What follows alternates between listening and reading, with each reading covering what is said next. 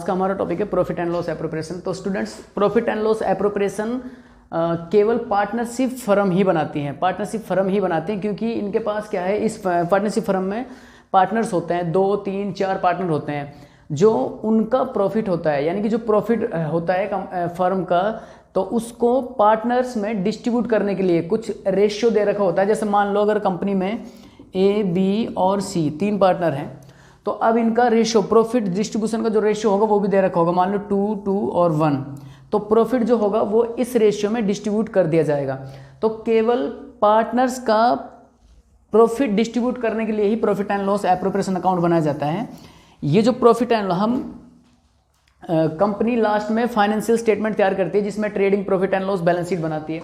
अब profit and loss account में हमने देखा कि प्रॉफिट एंड लॉस हम अकाउंट बनाते हैं। अब मान लो प्रॉफिट एंड लॉस में हमारे पास प्रॉफिट आ गया, मान लो कोई भी अमाउंट प्रॉफिट आ गया।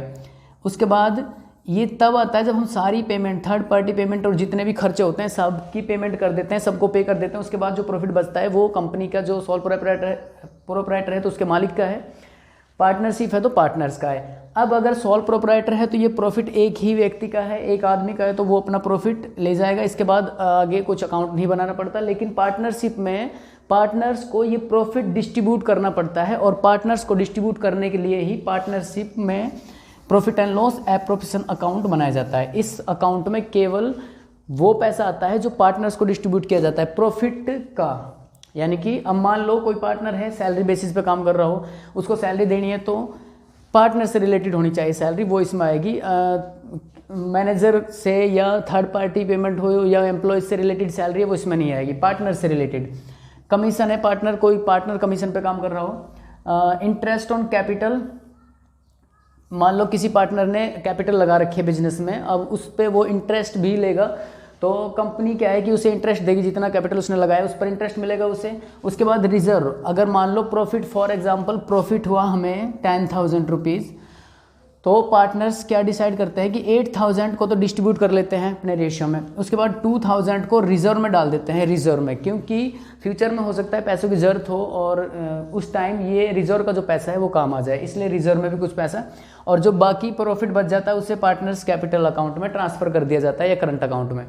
ये भी हम बताएंगे पार्टनर्स कैपिटल अकाउंट। इसके बाद ये जो प्रॉफिट है, देखिए ये प्रॉफिट एंड लॉस जब हम अकाउंट बनाते हैं, उसके बाद जो प्रॉफिट आया, ये वो प्रॉफिट है जो पार्टनर्स में डिस्ट्रीब्यूट होगा।